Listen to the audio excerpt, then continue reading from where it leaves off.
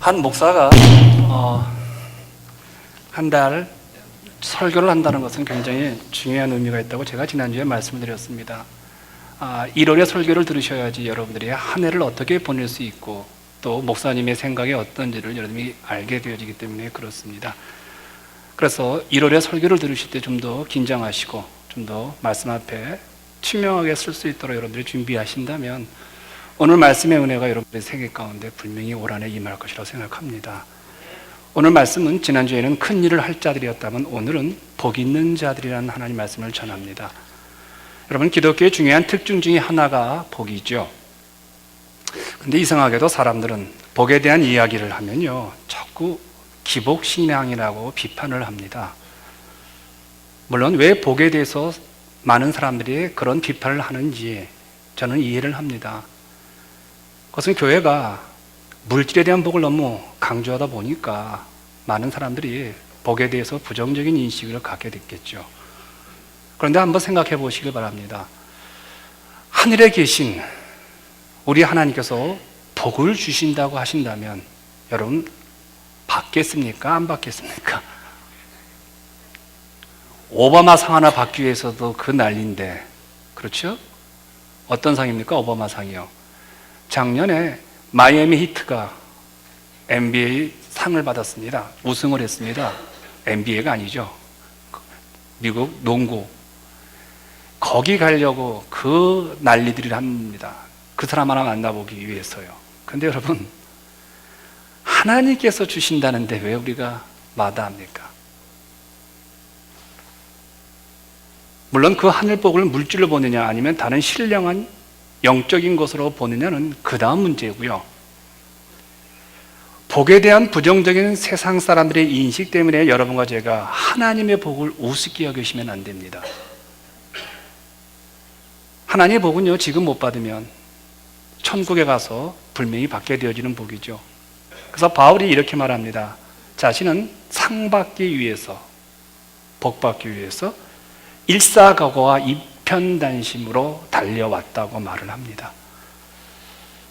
시편 1편은 복 있는 사람들의 특징을 말을 합니다. 저는 올 한해 여러분 모두가 복 있는 사람이 되시기를 바랍니다. 그럼 어떤 사람이 복 있는 사람일까요? 이 질문에 시편 기자는 다음과 같이 말을 하고 있습니다. 1절과 2절을 한번 같이 읽겠습니다. 시작. 복 있는 사람은 악인들의 꾀를 따르지 아니하며 죄인들의 길에 서지 아니하며 오만한 자들의 자리에 앉지 아니하고 여호와의 율법을 즐거워하여 그의 율법을 지하로 묵상하는 자다. 여기 보시면요, 복 있는 사람들은 이런 것들을 행하지 않는다고 합니다. 그리고 복 있는 사람들은 이런 것을 행한다고 말을 합니다. 즉, 복 있는 사람은 반드시 하지 말아야 할 것들을 하지 않는 사람이 복 있는 사람이고, 복 있는 사람은 반드시 해야 할 것들을 하는 사람이 복 있는 사람이라는 거예요. 그렇다면 우선 우리가 복 있는 사람이 되기 위해서 첫 번째 하지 말아야 할 것들이 무엇인지를 보셔야 합니다. 시편 기자는 첫 번째로 이렇게 말을 합니다. 악인의 궤를 따르지 말아야 한다고 말합니다. 문제는 악인에 대한 정의죠. 여러분, 악인이 누굽니까? 사람을 죽인 사람들, 거짓말하는 사람들, 물론 그런 사람도 악인이지만요, 성경은 악인을 이렇게 말하고 있습니다. 표준이 없는 사람이라고요. 표준이요, 기준이 없는 사람을 악인이라고 말을 합니다. 그럼 여기서 기준은 무엇을 의미할까요? 하나님의 말씀입니다. 하나님이 기준이 아니라는 겁니다. 그러면 하나님 말씀과 하나님이 기준이 아니라면 이 사람에게 있어서 기준은 무엇일까요? 내 기분입니다. 내 생각입니다. 자기의 감정이죠. 목사님들이 이런 얘기를 이제 책에 써놓은 것을 봅니다. 한국 크리스천들은 다 좋은데 이 두 가지 치명적인 것 때문에 존경받지 못하고 신앙생활을 롱런하지 못한대요. 그게 뭔지 아세요? 기분 나쁜 거. 참 왜 그렇게 한국 교우들은 기분이 나쁜지 모른다고 말들을 합니다. 섭섭한 거. 이 두 가지만 잘 이겨내면 한국 크리스찬들은 세계사적으로 아주 위대한 교회와 위대한 성도들이 많이 나올 텐데, 이 두 가지 때문에 그들은 말씀과 기도 생활에 열심히 하면서도 기분 나쁜 거 한순간에 들어온 것으로 인하여서 신앙의 금자탑 같은 지금까지 쌓아왔던 것들을 다 무너뜨린다고 말을 합니다. 섭섭한 것 때문에 봉사의 자리와 하나님을 향한 일편단심의 마음들을 놓쳐버린다고 말을 합니다. 결국 악인은요, 기준이 없다는 게 아니라 기준이 내 감정, 내 습관이라는 것이죠. 이 악인의 꾀에 따르지 말아야 한다고 말을 합니다. 두 번째, 하지 말아야 할 것을 뭐라고 말하면 복인단들은요, 죄인의 길에 서지 말아야 한다고 합니다. 여러분, 어떤 사람을 죄인이라고 말할까요? 히브리 말로 죄인은요, 목표가 없는 사람을 말합니다. 여기서 목표는 하나님이 원하시는 삶의 모습일 겁니다. 그렇죠? 리고렌 목사님이 목적이 이끄는 삶이라는 책에서 하나님의 백성들은 하나님의 목적을 바라보면서 살아야 한다고 이야기를 합니다. 그러니까 하나님의 목적이 이끄는 삶을 살아야 한다는 거죠. 그러면서 리고렌 목사님이 이렇게 말을 하죠. 이 땅에 두 종류의 사람이 있다고요. 하나님의 목적에다가 인생의 목표를 정해놓고 살아가는 사람과 자기의 목표를 정해놓고 하나님이 순응하는 사람, 하나님의 목적이 꺾여진 그런 방법을 사는 사람. 굉장히 단순하지만 의미 있는 분석인 것 같아요. 많은 사람들은 자신의 목적대로 살아가죠. 돈에 관심 있는 사람들은 돈이죠. 운동에 관심 있는 사람은 운동이죠. 자녀가 인생의 목적인 사람은 자녀죠. 또 인간관계가 목적인 사람들은 인간관계죠. 그런데 그것들이 교회 안에 들어서도 그대로 실행이 되어진다는 겁니다. 이런 사람들을 성경은 죄인이라고 말을 합니다. 그러니까 히브리어로 보시면요, 죄인과 악인의 평이 이렇게 다릅니다. 그래서 죄인들과 같이 서지 말라고 말을 합니다. 복 있는 사람들은요. 세 번째입니다. 오만한 자리에 앉지 말아야 한다고 말을 합니다. 히브리어로 오만한 사람은요, 하나님을 거역하는 사람들이란 뜻입니다. 분명히 하나님의 뜻이 정해졌음에도 불구하고 자신의 기분과 자기의 느낌대로 그 하나님의 생각을 꺾여버리는 사람을 오만한 사람이라고 이야기를 합니다.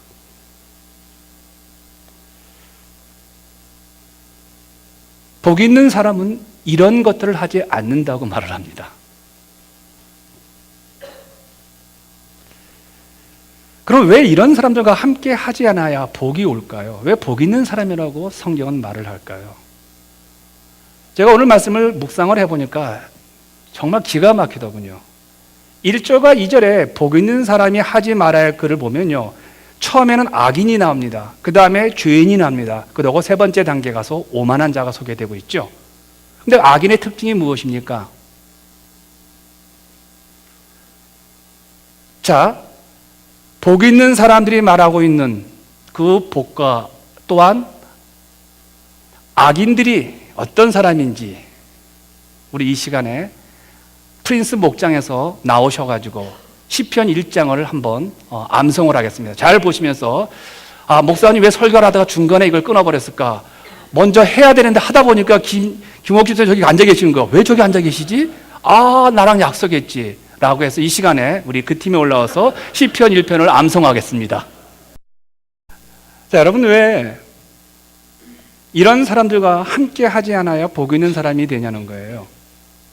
1절과 2절을 주목해 보시면요, 악인, 그 다음에 죄인, 오만한 자로 변화가 일어나죠.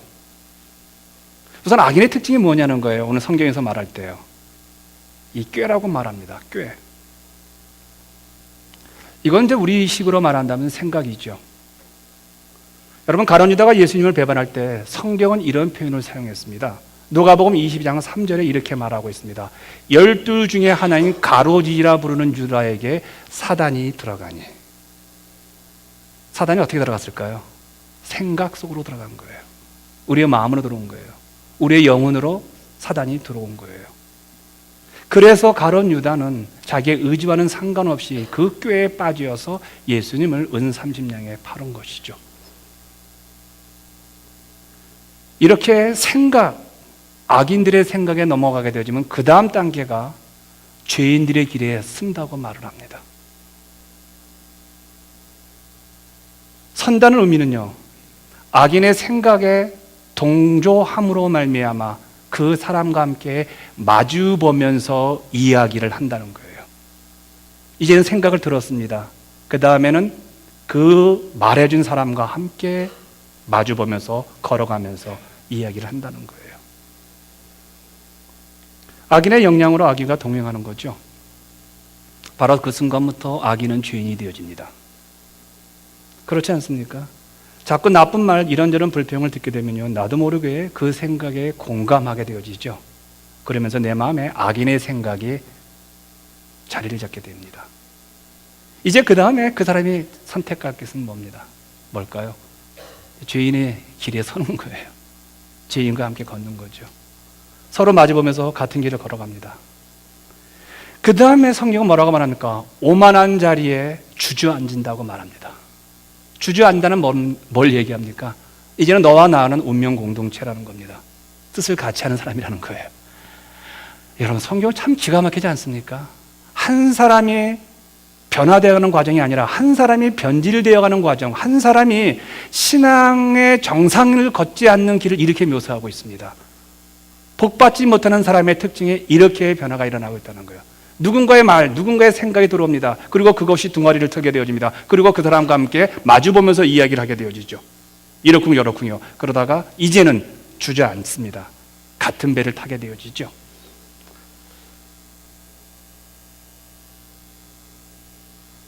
어느 순간에 내가 악인의 생각이 자꾸 나는 겁니다. 어느 순간에 내가 죄인들과 함께 걷는 겁니다. 어느 순간에 내가 오만한 자리에 앉아서 움직이질 않고 한 배, 한 운명 공동체가 되어버리는 거죠. 제가 몇 년 전에 이런 설교를 한 적이 있습니다. 한 8년 된 것 같습니다.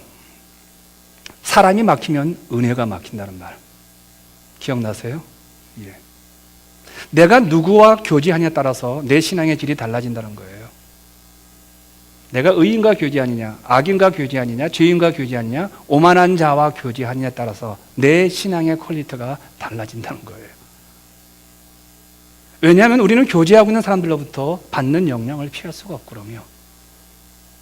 내 주변에 악인과 죄인과 오만한 자들에 의해 둘러싸여 있다면요, 그 사람은 결국은 죄인, 오만한, 악인, 그런 자가 된다는 거죠.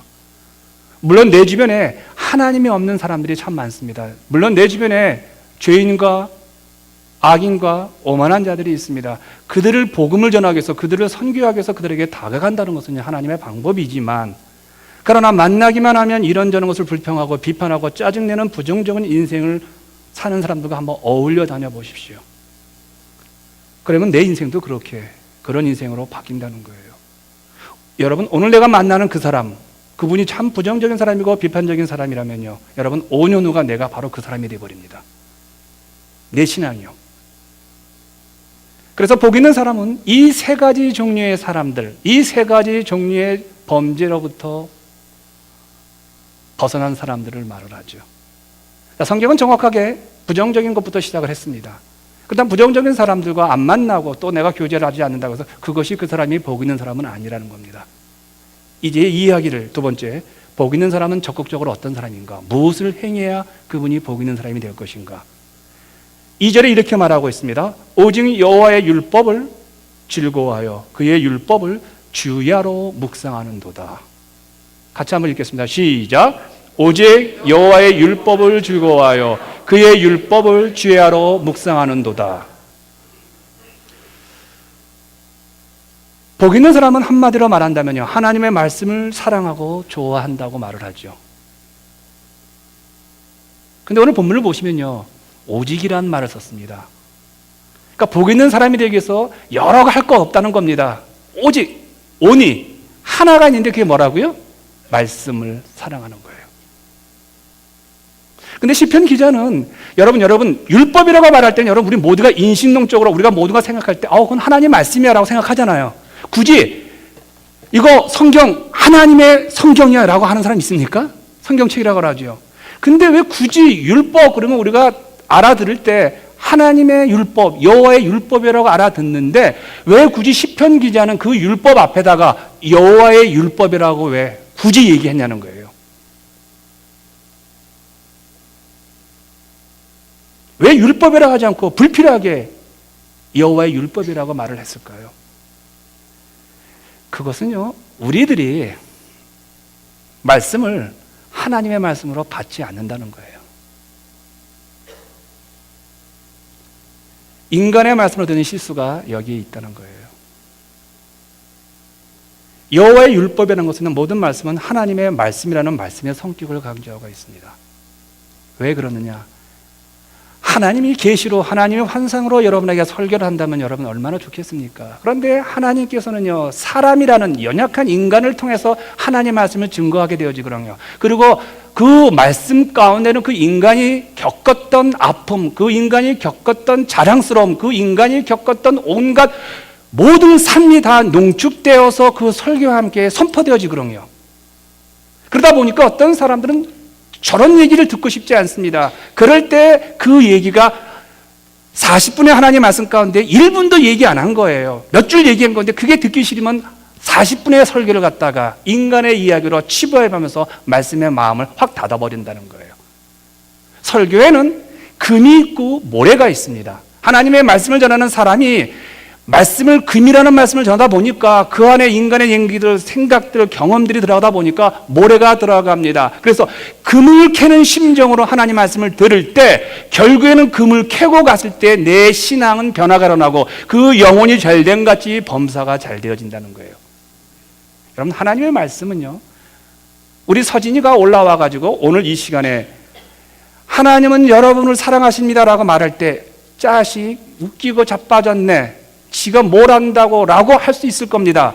그러나 서진이가 하나님의 말씀 요한복음 3장 16절을 우리 서진이가 외워서 여러분에 전할 때 여러분은 서진이가 하니까 아이고 이쁘네 라고 하는 사람도 있겠지만 그 아이가 하나님이 여러분을 사랑하신다고 말할 때 그 언어, 그 아이가 했던 그 말은 하나님이 주신 말씀입니다.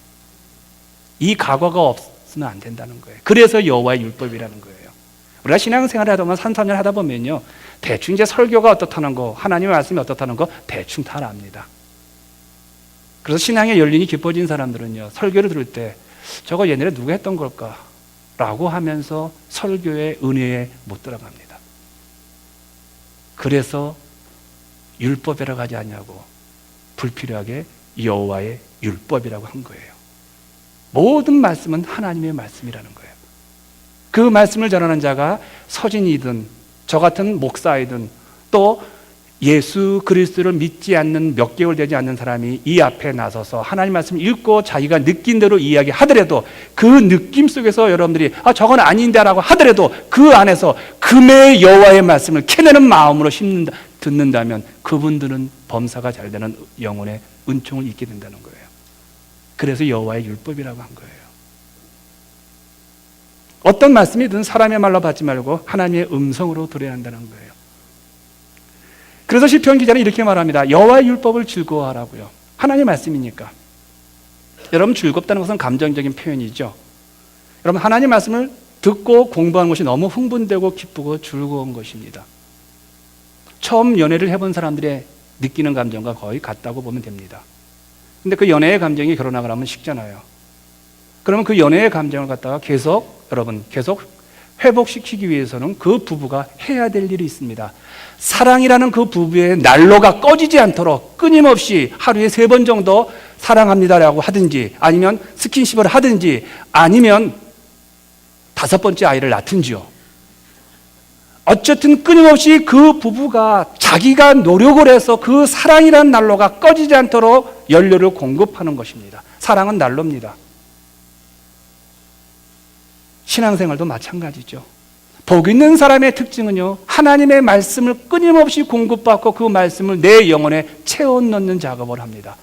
그리고 내 영혼에 하나님 말씀이 들어오셔서 그 말씀대로 내가 순종하고 말씀대로 변화되는 것을 보면서 즐거워하는 거예요. 근데 현대 크리스찬들은요, 참 말씀을 이처럼 즐거움으로 대접하지 않습니다. 많은 분들이 성경을 읽으면 졸립다고 말을 합니다. 졸립지요. 그리고 설교를 들을 때 많은 분들이 존다고 합니다. 그래야 오늘날 교회들이 점차적으로 말씀을 공부하는 프로그램이 사라지고 있습니다. 수요 예배도 사라지고요. 금요 기도도 하지 않고요. 또 새벽 기도에도 많이들 이제 사라지고 있습니다. 과연 현대 크리스찬들은 말씀을 하나님의 말씀으로 인정하고 있는지 모를 정도로 무시를 합니다. 제가 저희 교회 성경 공부를 하자고 할 때 늘 참석하는 분들이 정해져 있습니다.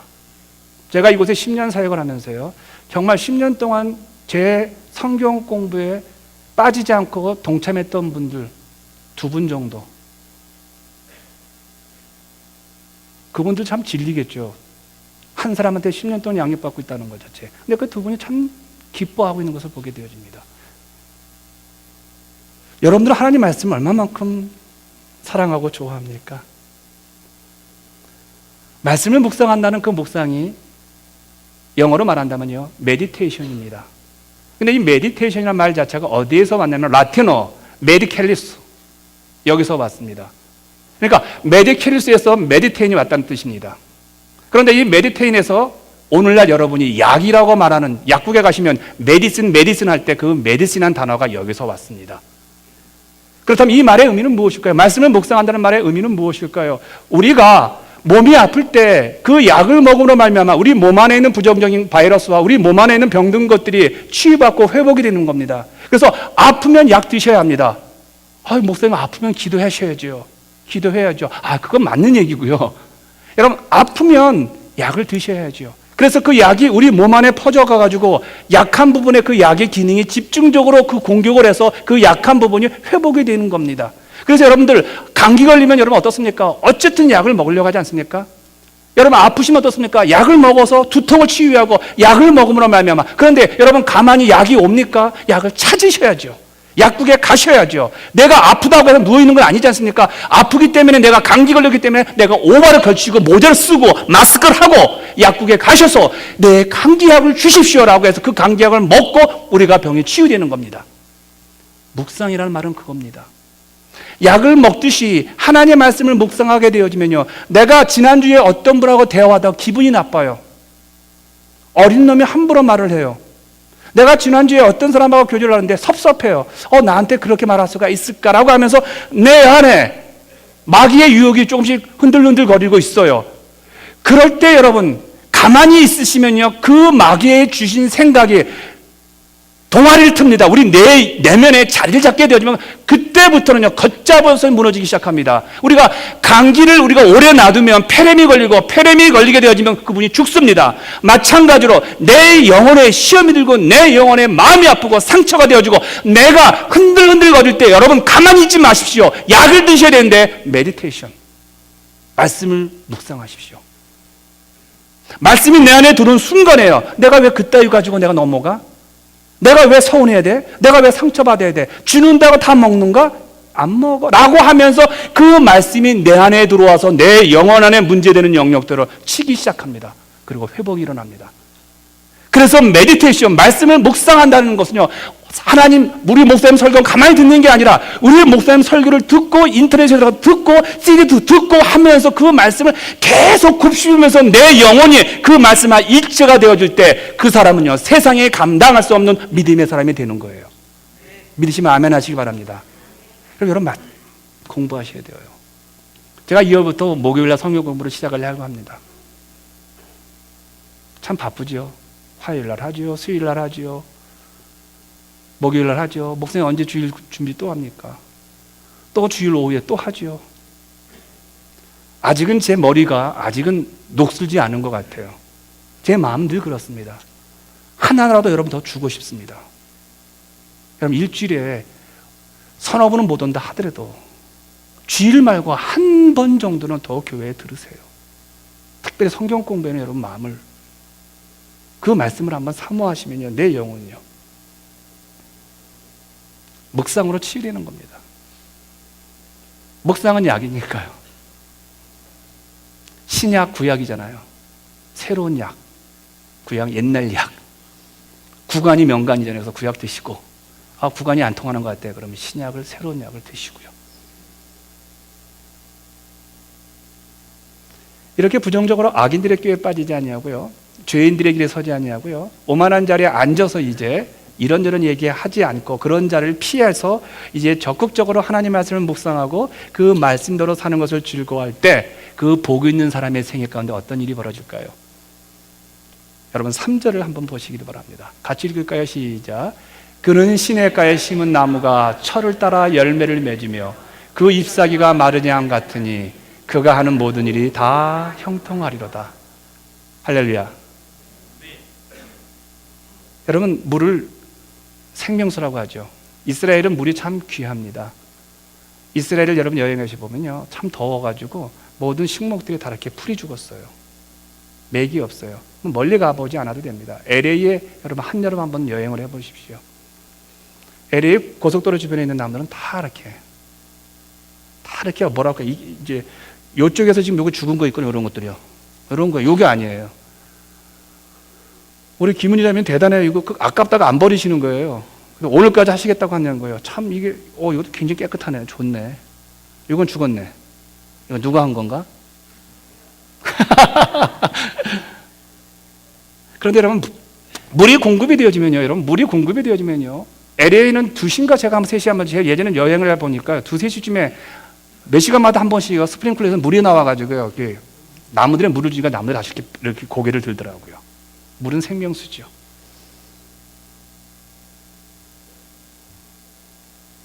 그런데 복 있는 사람은요, 이 물 공급이 끊어지지 않는다는 거예요.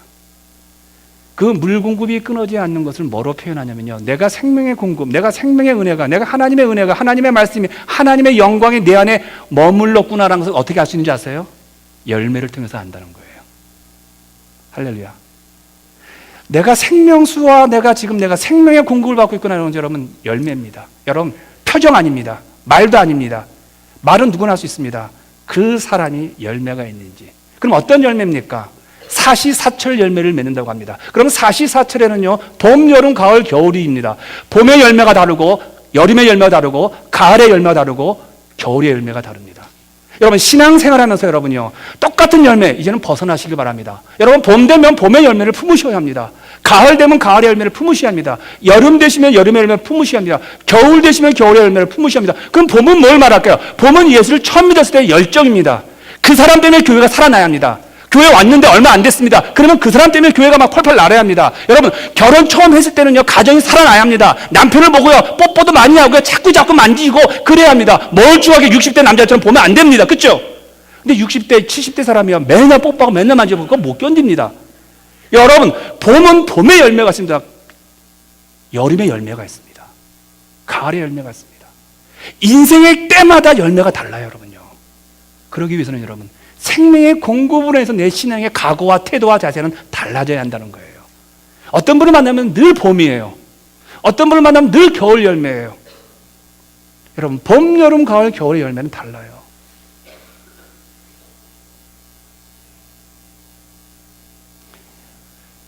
우리는 꽃을 피우는 사람들이 아니라 우리는 열매를 맺는 자들이잖아요. 여러분 그래서 갈라디아서 보시면 성령의 9가지 열매라고 하잖아요.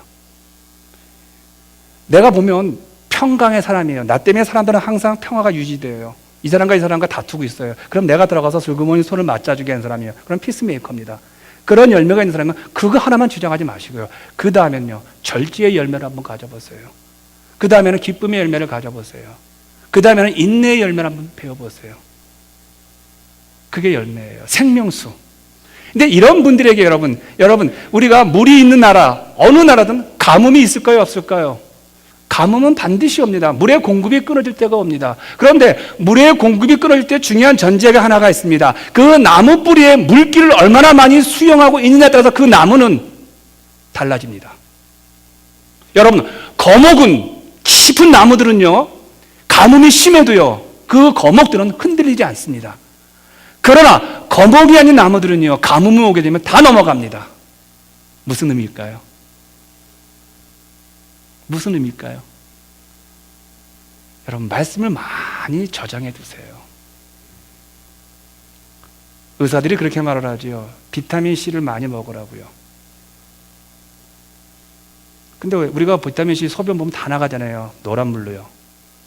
그래도 우리 몸에 저장해 되었다가요, 우리 몸이 아플 때, 우리 몸이 이상한 현상이 왔을 때 그 비타민C가 이동해가지고 그 부분을 막아준대잖아요. 그래서 의사들이 많이 먹으라고 그러잖아요.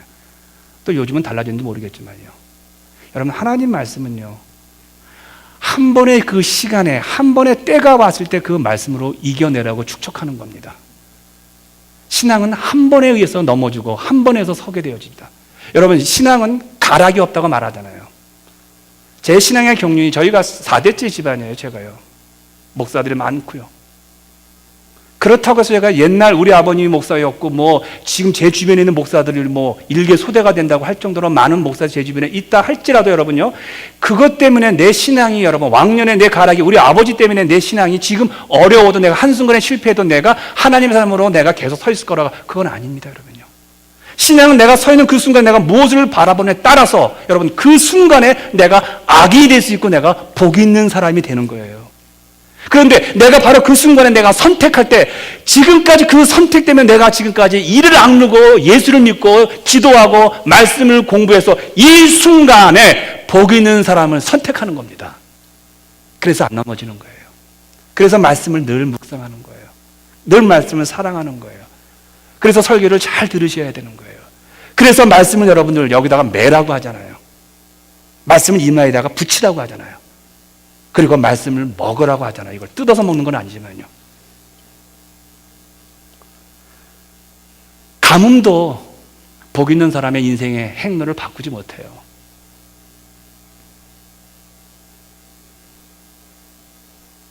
어느 사업가가 많은 돈을 벌었습니다. 그런데 돈을 벌면서 만족이 없고 불안한 거예요. 그래서 자신의 인생이 순간이라는 생각을 깨닫게 됩니다. 그래서 앞으로 자신의 인생을 순간적 찰나적 인생이 아닌 영구한 유익한 인생을 살기 위해서 이 땅에 영원한 것이 무엇인가를 연구했다고 합니다. 근데 그분이 온갖 책을 다 뒤지고 그러다가 성경에서 그분이 세 가지를 발견했대. 아, 이 땅에서 영원한 게 이 세 가지밖에 없구나. 우리 하나님이 영원하다는 겁니다. 그리고 하나님의 말씀이 영원하다는 겁니다. 그리고 하나님의 말씀을 묵상하고 배우고 받아들이는 그 사람들이 영원하다고 말합니다. 그 순간부터 이분이 인생을 바꾸기 시작합니다. 내가 하나님 말씀을 저장하자. 영원하신 하나님을 내 안에 계시죠. 그러면서 그 인생이 바뀌었다고 합니다. 사라질 것, 순간적인 것에 마음을 두지 않기로 했다는 것이죠. 나이가 들수록 더 깊어지는 신앙으로 살았다는 겁니다. 여러분, 어떻게 70, 80이 되었는데도 인생을 이렇게 살 수 있을까요? 복 있는 사람이죠.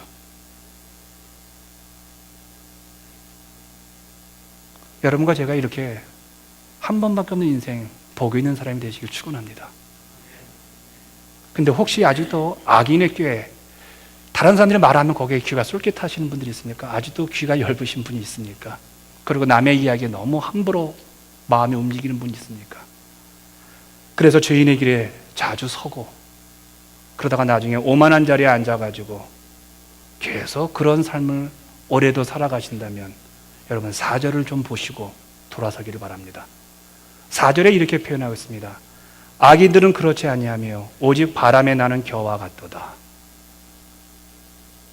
신약가의 신기운 복 있는 사람과 너무 대조적이죠. 겨와 같은 인생입니다. 그것도 바람에 중심이 없지요. 내 길이 없지요. 이렇게 보면 이렇게 가고 이렇게 들으면 이렇게 가고. 이스라엘은 수확기가 되어지면요, 바람이 잘 드는 그 언덕 위에 올라가 가지고요 채질을 합니다. 그래서 알곡은 땅에 떨어지고 그리고 겨는 하늘에 날라 보냅니다. 바람에 날려서요. 그래서 이스라엘 사람들은요 겨를 아주 싫어합니다.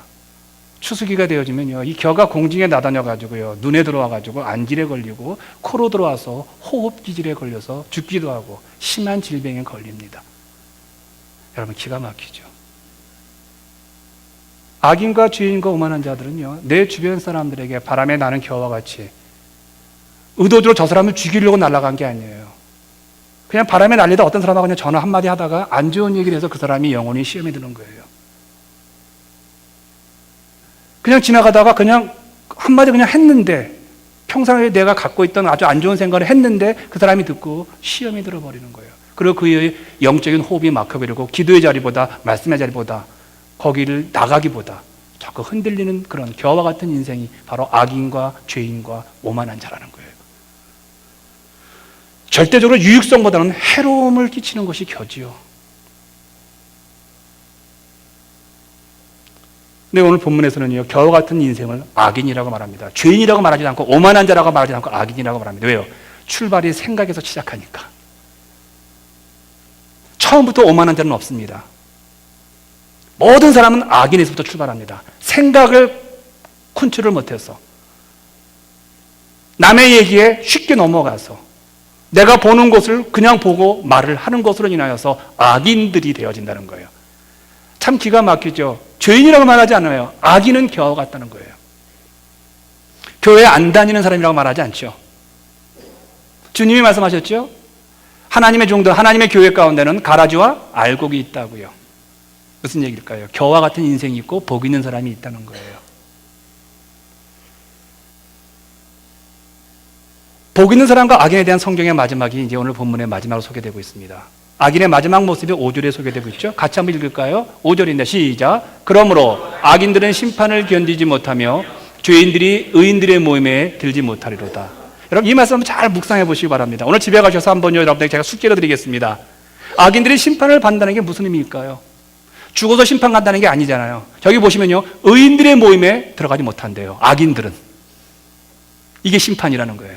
오늘날 말하면요, 교회 공동체 안에 못 들어온다는 거예요. 오늘날 말한다면요, 참 교회 일꾼으로서 정말 긍정적이고 좀 아름다운 일들을 하는 사람들과 함께 교회 일을 못 한다는 거예요. 왜요? 적응이 안 된다는 거예요.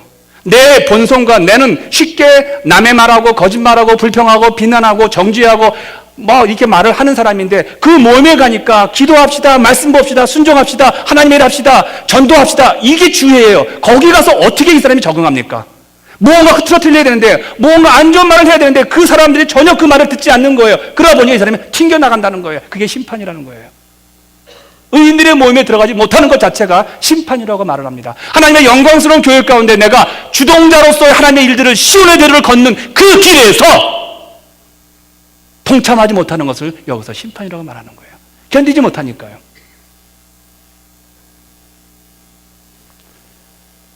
그러면서 성경은 복 있는 사람의 아름다운 모습을 6절에서 이렇게 소개되고 있죠. 무릇 의인들의 길은 여호와께서 인정하시나니 악인들의 길은 멸망하리로다. 저는 여기서 의인들의 길을 인정하신다는 그 말이 너무너무 좋은 거예요. 여러분, 인정이란 말은요, 드러내놓고 자랑한다는 거예요. 제가 이런 얘기를 종종 한 적이 있죠. 이 버지니아를 제가 와서 한 10년을 목회해 보니까요, 그래도 존경받는 목사님들 몇 분이 계시더라고요. 물론 많은 분들이 어느 한 목사님 참 존경하더라고요. 원로 목사님이신데. 저도 몇 번 만나보니까 참 괜찮은 분이시더라고요. 대화를 나눠보니까. 근데 여러분, 이 버지니아 지방에서요, 이 지역에서 여러분들, 존경받는 평신도 아직도 제가 귀에 못 들어봤어요. 여러분들 빼놓고, 우리 교인들 빼놓고요. 아직도 못 들어봤어요. 말썽을 피우는 사람들은 무진장들어요. 수백 명을 제가 이름 못 대도 종류의 예는 제가 얘기할 수 있어요. 너무나 많이 들어요. 오늘 어느 교회에서 무너졌다더라. 어느 교회가 어떻게 됐더라. 어느 교회가 어떻게 됐더라. 어떤 사람이 이게 아주 10년 동안 늘 들었던 얘기인데, 어떤 사람들이 교회를 세우고 어떤 사람들이 희생하고 헌신해서 망해가던 그런 어떤 조직이, 망해가는 그런 어떤 가정들이, 가난한 자들이, 어떤 한 선교지가, 어떤 목사님이 회복이 되었더라는 얘기는 거의 못 들어봤어요. 여러분 어떠세요?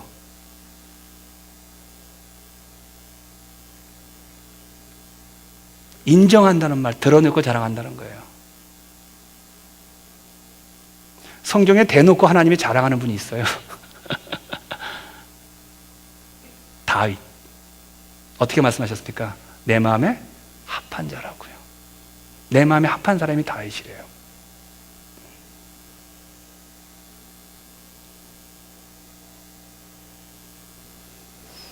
결국 복 있는 사람은 하나님 마음에 합한 사람이죠.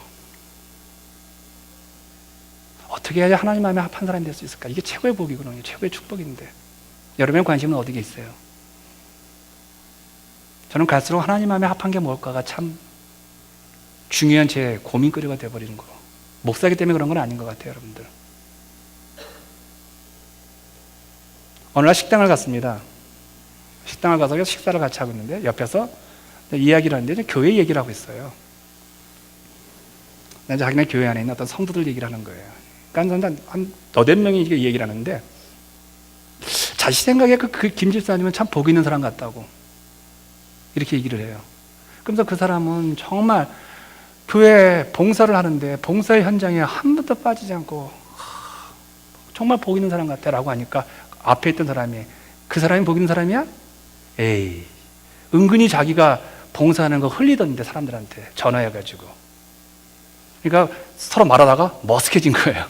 그러니까 또 다른 사람이 어떤 분은 정말 헌금을 많이 해. 교회가 필요할 때마다 뭐 아이들 수련회 간다고 할 때 수련회 헌금도 하고, 교회가 부흥회 한다고 할 때 부흥회 경비를 대고, 뭐 선교사를 나간다고 할 때 경비를 내고, 그러는 거야. 참 그분 참 우리 복 있는 사람인데 우리 그분 때문에 많이. 그러니까 한 분이 그렇게 하는 거야. 그래? 돈 잘하는 지랄하는 거지 이래요. 에이 아니야 그러는 거예요. 또 어떤 사람 또한 우리 그 집사님은 새벽 기도마다 울고 기도하시고 금요기도에 오셔서 막 정말 기도하는 거 보면 참 보기 좋다고. 에이 기도하고 난 다음에 그 사람 말하는 거 봐. 야, 그 교회에 5명, 6명이 있는데 복 있는 사람이 하나도 없는 거야. 하나도 없는 거야. 그 목사님 참 불쌍하더라고요. 근데 제가 그 말을 들으면서 내가 이렇게 얘기하고 싶은 거예요. 제가 뭐라고 얘기하고 싶으냐면요. 그래. 우리는 사람들한테 복 있는 사람이 되기는 쉽지 않겠구나. 그러면서 제가 그런 얘기를 해주고 싶었어요. 그래서 여러분들, 제 얘기 안 했어요. 또 제가 혼자 얘기한 거예요. 그래서 여러분들, 성경에서 복 있는 사람이 예수님이에요. 예수님만 보세요. 그 집사님이 그냥 그 집사님 그렇게 헌신하게 놔두세요. 봉사 다 하고 흘려도 그냥 들으세요. 어차피 교회 유익이잖아요. 그분이 봉사했기 때문에. 헌금하고 돈질을 하든 그 헌금한 것 때문에 그 교회가 살아난다면 그거 복이잖아요. 이 얘기가 나온 거예요. 그러나 사람을 바라보면서 실망하지 마세요 라는 얘기를 하고 싶은 거예요. 왜냐하면 성경에서 우리의 복 있는 모델은 우리 주 예수 그리스도시잖아요. 히브리서는 말하고 있잖아요. 히브리서 12장 12절 1절에 이렇게 말하고 있잖아요. 믿음의 주여 또 온전케 하시는 예수를 바라보자. 믿음의 주여 또 우리를 온전케 하시는 예수를 바라보자. 여러분, 내가 복 있는 사람이 된다는 사람들은요, 관심이 오직 오직 완웨이예요. 어떤 걸? 예수 그리스도를 바라봐요. 믿음의 주여, 그리고 그 주를 바라봤을 때 온전케 하시는 예수를 바라보자. 올 한해 혹시 여러분들 사람을 보면서 실망할 때가 있을 겁니다. 근데 그 사람은 여러분에게 복 있는 사람의 모델은 아닙니다. 우리 주 예수 그리스도시죠. 그러나 이렇게는 생각하십시다. 그 예수를 우리가 복 있는 모델이기 때문에 내가 그 예수를 바라보면서 내가 복 있는 사람이 되어서 예수 다음에 누군가가 저분 복 있는 사람이랄 때 내가 그런 사람의 대표 모델이 되고 싶습니다라는 소망은 가지세요. 예수님이 우리의 복의 모델이니까 예수님만 봐주시고 나는 뭐 보지 마 라고 하지 마시고, 그분에게 그래요, 제가 실망스럽습니다, 제가 연약합니다, 제가 부족합니다, 그래요, 제가 일꾼 자격 없어요, 제가 무슨 자격이 있습니까, 목사 자격이 있습니까? 그럼에도 불구하고 예수님을 보시고 제가 올 한해 그 예수님 다음으로 당신에게 복 있는 사람의 생애를 살아가도록 제가 다짐할게요. 우리 그거 오늘 다짐하십시다. 아멘. 내가 복 있는 사람이 되자고요. 저분이 복 있는 사람이 안 되더라도 내가 복 있는 사람이 되어서 이 교회에서 정말 시원한 생수와 같은 그런 모습으로 우리가 올 한해 살아간다면 하나님은 그 사람을 통해서 역사하지 않겠냐는 거예요. 선택의 주도권은 여러분이 갖고 계세요. 인생은 선택이라고 하잖아요. 내가 복 있는 사람이 될 것이냐, 아니면 왕기와와 같이 사람들을 피곤케 하는 사람이 될 것이냐. 사랑하는 여러분, 2014년도 복 있는 사람이 되시고 우리 교회 안에 복 있는 사람의 완벽한 영이 없다면 여러분 실망하지 마시고 우리 주 예수 그리스도를 복 있는 모델로 보시고 그 예수를 계속 바람으로 말미암아 큰 바위 얼굴을 계속 봄으로 말미암아 어느 날 보니까 그 마을에 내가 큰 바위 얼굴과 똑같은 사람이 되었다는 것처럼 여러분과 제가 그 예수를, 복 있는 예수님을 바라보로 말미암아 어느 날 내가 복 있는 사람이 되어서 많은 사람들에게 축복의 열매를 나눠주는 여러분과 제가 되시기를 축복합니다. 같이 기도합니다.